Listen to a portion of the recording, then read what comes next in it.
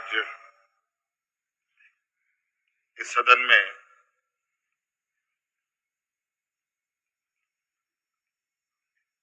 आदरणीय चंपई सोरेन जी के विश्वास मत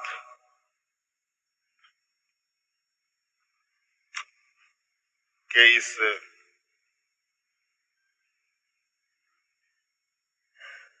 बहस का हिस्सा बन रहा हूं और हमारी पूरी पार्टी और पूरा गठबंधन दल आदरणीय चंपई सोरेन जी को समर्थन करता है और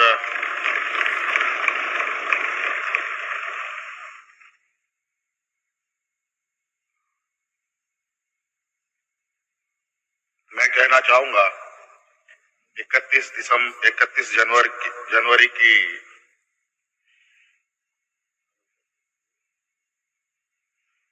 जो काली रात, काला अध्याय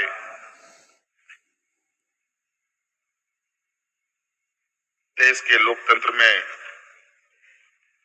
नए तरीके से जुड़ा है।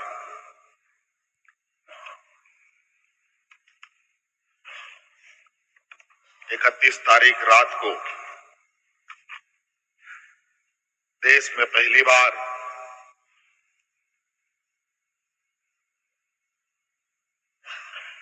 किसी मुख्यमंत्री का गिरफ्तारी हुई हो, मेरे संज्ञान में नहीं है। ये मुझे लगता है ये पहला घटना है और मुझे लगता है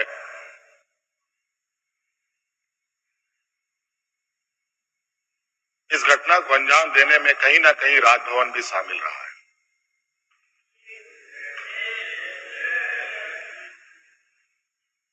और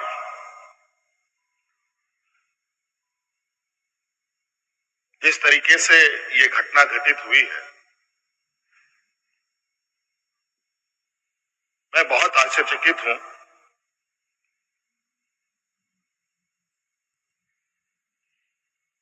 इसलिए कि मैं एक आदिवासी वर्ग से आता हूं।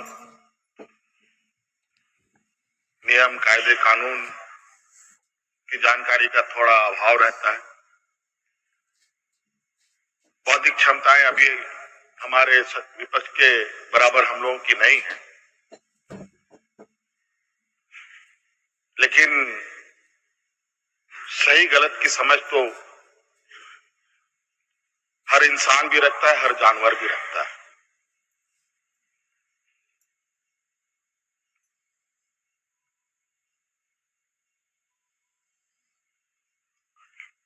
अध्यक्ष महोदय, बड़ी सुनियोजित तरीके से बड़े लंबे समय से 2022 से 31 तारीख को दिए गए अंजाम की पटकथा लिखी जा रही थी। बड़े तरीके से उस पकवान को बहुत धीमी आंच में पकाया जा रहा था, लेकिन ये इनकी जो पकवान है ये पकने को तैयार नहीं था। लेकिन इन प्रकार इन्होंने इस आधे अधूरे पकवान को अपने लिए परोसा और बड़ी सुनियोजित तरीके से मुझे अपनी गिरफ्त में लिया है।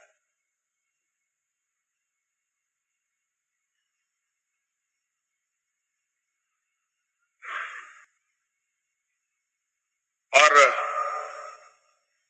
आज कहीं ना कहीं ऐसा लगता है अध्यक्ष महोदय कि बाबा भीमराव अंबेडकर जी का जो सपना था कि सभी जात धर्म के लोग एक समान प्लेटफॉर्म पे आए, एक बराबरी और एक साथ चले, मुझे लगता है कि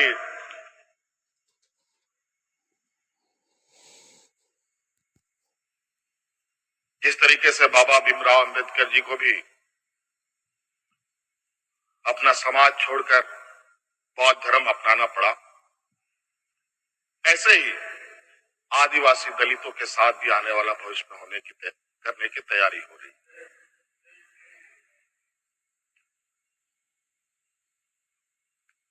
सुनियोजित तरीके से अनेकों कालखंड को देखेंगे अध्यक्ष महोदय, जो इन आदिवासी, दलित, पिछड़े, अल्पसंख्यक के ऊपर अत्याचार हुए हैं, वो अत्याचार अध्यक्ष महोदय नए नए चेहरे, नए नए शक्ल, नए नए रूप में दिखते रहे। आज उसी का जीता जागता उदाहरण 31 जनवरी को देखने को मिला है।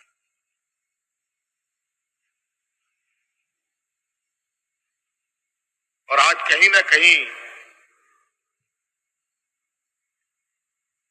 इन वर्गों के प्रति जो हमारे सत्ता पक्ष की घृणाएं हैं, ना जाने इनकी घृणा इतनी, इनको ताकत कहां से मिलती है, ये हमारे समझ से परे है।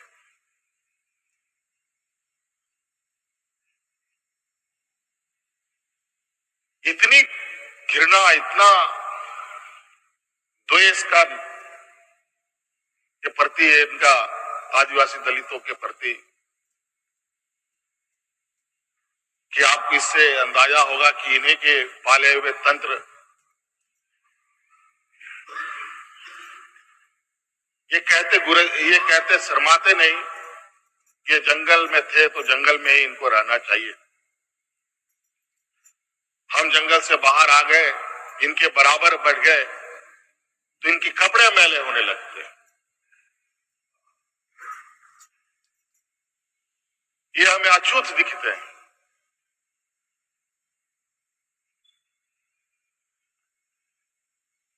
और इन्हीं विडंबना को तोड़ने के लिए हमने एक प्रयास किया था अध्यक्ष महोदय, क्योंकि झारखंड आदिवासी, दलित, पिछड़ा राज्य है, इन समूह को आगे बढ़ने का, इनका मार्ग प्रशस्त करने में हमने कोई कमी नहीं छोड़ी। इनका बस चले तो हम अभी भी जंगल में जाकर के वही 50-100 साल पुरानी जिंदगी में जिए। और मुझे इसका आभास था अध्यक्ष महोदय, जो इनके अंदर छुपी कुंठा है वो आए दिन ये बयां करती थी, इनके आचरणों से, इनके बयानों से।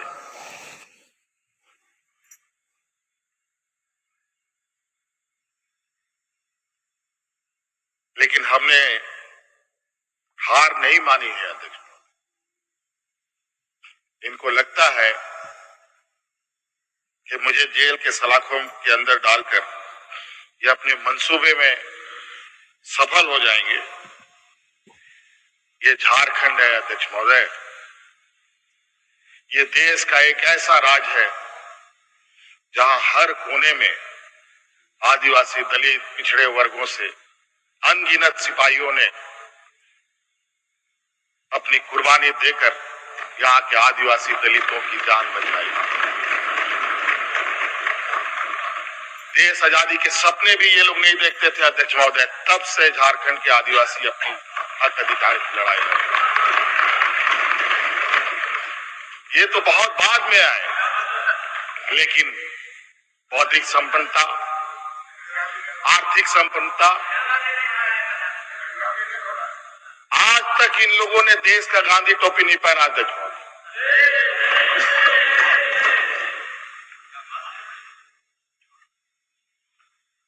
अध्यक्ष महोदय, ईडी, सीबीआई, इनकम टैक्स, जिनको देश के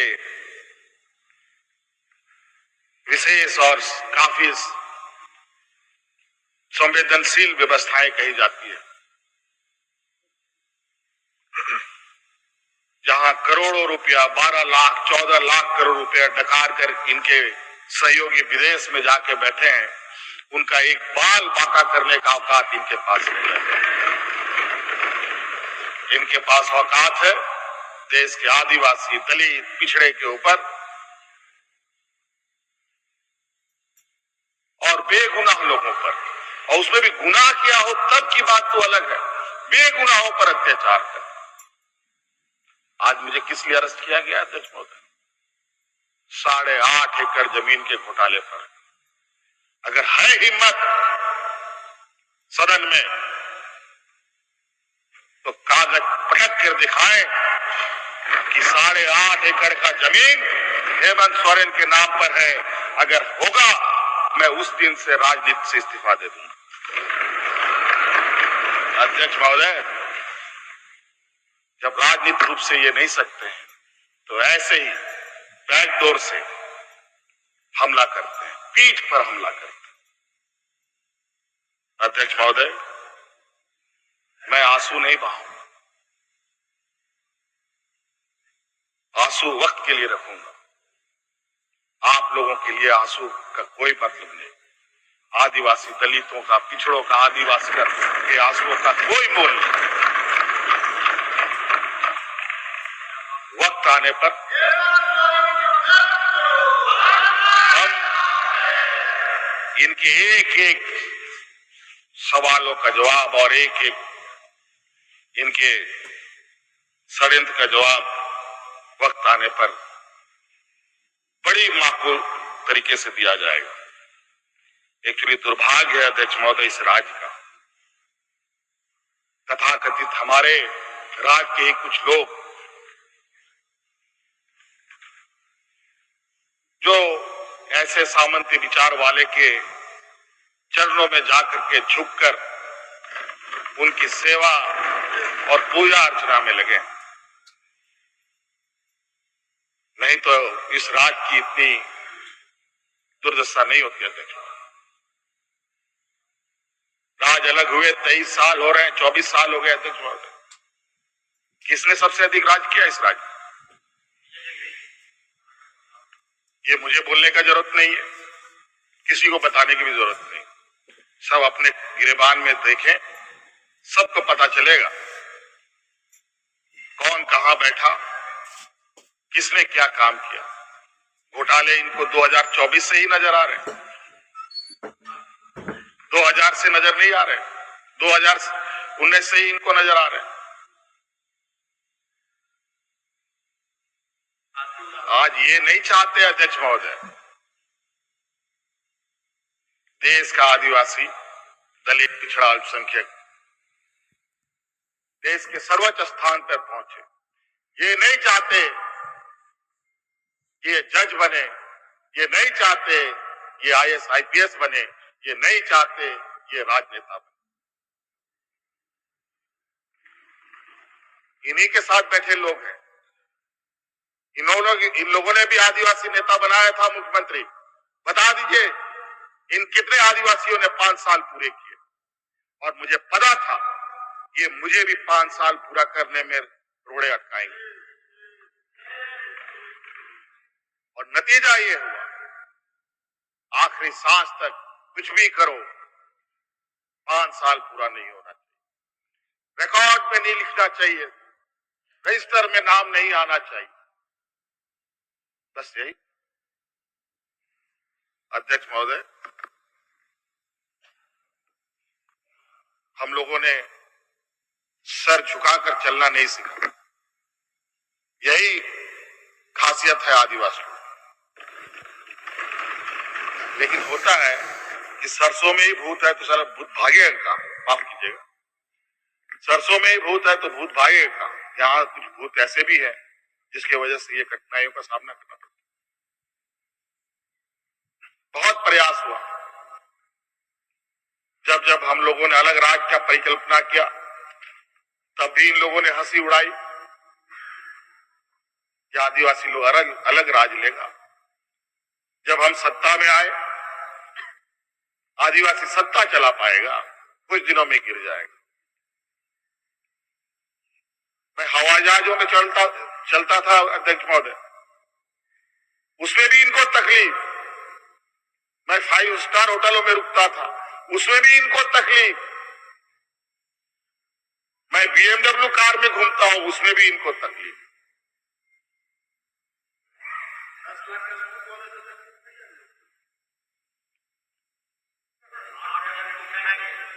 क्या कहावत है कि हम करे तो गुनाह, ये करे तो क्या?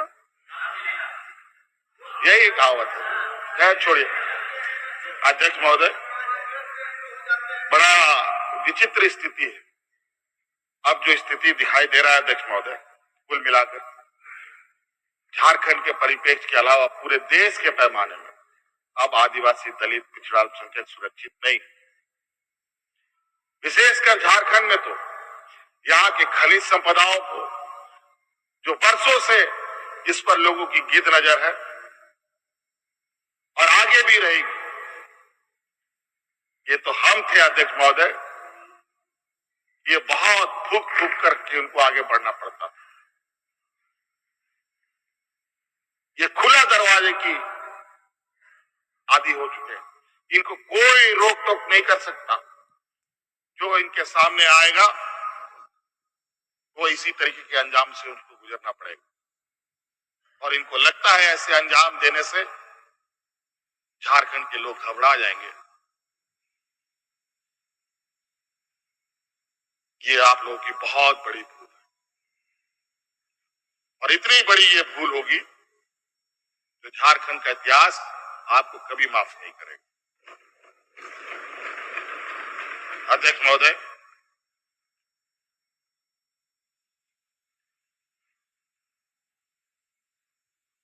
आज जो षड्यंत्र का पैमाना है वो इस कदर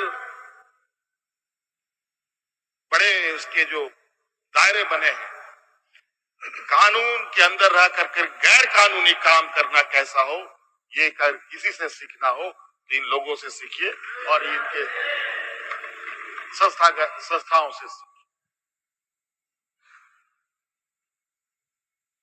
मैं तो कहता हूं, मैं फिर से कहता हूं कि आप लोग दस्तावेज लाइए सदन में, या आपने ईडी और सीबीआई को सपोर्ट कीजिए और कोर्ट में पेश करें।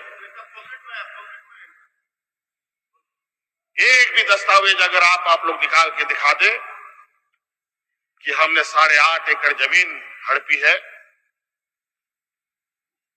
तो मैं उसी दिन राजनीति से संन्यास किया, झारखंड छोड़ के चला जाऊं। अब इनको नहीं मिला तो हमारे बीवी, बच्चों, परिवारजनों के खाता वही ढूंढने में लगे। ये पैसा कहां से आया, वो पैसा कहां से आया, ये आया, वो आया। अध्यक्ष महोदय, असमानताएं देखिए इसी सदन के अंदर। जो सरकार के द्वारा उपलब्ध कराए जा रहे ऋण, जो यहाँ के आदिवासी विधायकों को कितने वर्षों के लिए मिलता है और गैर आदिवासियों को कितने सालों के लिए मिलता है।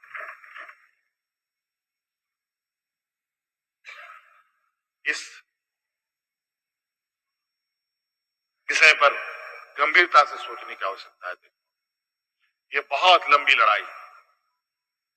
आज जिस तरीके से बड़ा मछली छोटा मछली को खा जाता है, सामाजिक व्यवस्था में भी यही कहानी है। एक बड़ी व्यवस्था छोटी व्यवस्था को खाने का हर बरकस प्रयास करती है। प्रभु राम का प्राण प्रतिष्ठा हुआ 22 जनवरी। राम राज आ गया, पहला कदम बिहार पड़ा। बेचारा एक पिछड़ा वर्ग का व्यक्ति की क्या हद होगी आप जानते। दूसरा कदम झारखंड पर पड़ा, एक आदिवासी मुख्यमंत्री को निकलने का प्रयास। क्योंकि इस आदिवासी मुख्यमंत्री के शरीर में हड्डियां कुछ अधिक है, इसलिए उस हड्डी को निकालने के लिए ईडी उसका डिसेक्शन करने में लगी हुई ताकि हम कैसे इसको निकल जाए। लेकिन इतना आसान नहीं। गलती से गले में फंस गया तो पूरा का पूरा आंतड़ी फाड़ के। इस वजह से संभल के खाने का कोशिश कीजिएगा। इस वजह से अध्यक्ष महोदय, मुझे कोई गम नहीं कि मुझे आज ईडी ने पकड़ा। जिस तरीके से बंधुदा का सदस्यता लिया, ये आप चुनाव नहीं लड़ सकते, हो सकता है मेरा भी यही असर है। सत्ता लुलुपता के लिए हम लोग कभी नहीं आए अध्यक्ष महोदय। लेकिन ये बात मैं इस सदन में कहना चाहूंगा कि झारखंड मुक्ति मोर्चा का उदय झारखंड के मान सम्मान स्वाभिमान को बचाने के लिए हुआ है। और इस मान सम्मान स्वाभिमान के प्रति जो भी बुरी नजर डालेगा उसको हम मुंह तोड़ जवाब देंगे, चाहे राजनीतिक रूप से हो, चाहे कानूनी रूप से हो, चाहे वो किसी भी जंग मैदान में हो। ये हमारा संकल्प, ना हम पीछे हटे हैं, ना हम लोगों ने पीठ दिखाई है। इसलिए अध्यक्ष महोदय, मुझे तो कोर्ट का आदेश है कि मीडिया के सामने या बाहर वक्तव्य नहीं देना है। तो हमने ईडी वाले से पूछा, क्या सदन में भी बात नहीं रखनी है? तो उन्होंने ये भी कहा, नहीं सदन में भी आप नहीं रख सकते। हम बोले वाह। तो मैंने कहा कि आइए स्पीकर साहब के कैमरे में खड़े हो जाइए, बैठ जाइए, वहां से आदेश जारी कीजिए, फिर हम चुप हो जाए। ये स्थिति है अध्यक्ष महोदय। अब उस दिन का इंतजार है। अभी तो गवर्नर हाउस का फॉरम पूरा हो गया। अब विधानसभा से लोग कब अरेस्ट होंगे, राष्ट्रपति भवन से कब अरेस्ट होंगे, लोकसभा राज्यसभा से लोग कब अरेस्ट होंगे। 150, 200 सांसदों का निलंबन। क्या अध्यक्ष महोदय ये इतिहास के सुनहरे अक्षरों में लिखा जाएगा? अध्यक्ष महोदय, बड़ी विचित्र स्थिति देश में। और मैं ये कहना चाहूंगा अध्यक्ष महोदय, विशेषकर आदिवासी दलित पिछड़े भाइयों से, आप तैयार हो जाएं। अब शोषण की एक नई परिभाषा गढ़ने जा रही है। अगर अपने आप को आपने कमजोर किया तो आने वाली पीढ़ी कभी माफ नहीं करेगी। तो अध्यक्ष महोदय, राज्यपाल महोदय आए और 32 पेज का इन्होंने अभिभाषण पढ़ा। हम लोग लाख चिल्लाते रहे। अध्यक्ष महोदय, अभिभाषण पढ़ के क्या होगा जब देश में लोकतंत्र ही नहीं बचेगा? आज हर चीज पिछले दरवाजे से हो रहा है। अध्यक्ष महोदय, खैर इतना तो हम लोग बुद्धि ज्ञान है नहीं, लेकिन समय ऐसा भी नहीं है, समय से बड़ा बलवान धरती में कोई नहीं है। और वक्त फिर घूमेगा और फिर हम आपके सामने उपस्थित होंगे और इतनी मजबूती के साथ उपस्थित होंगे कि फिर जो षड्यंत्र कर रहे हैं वो षड्यंत्र आपके धरे के धरे रहे और इस देश के और अपने राज्य के आदिवासी दलित पिछड़ों के लिए जो संघर्ष करना होगा वो करते रहेंगे। धन्यवाद।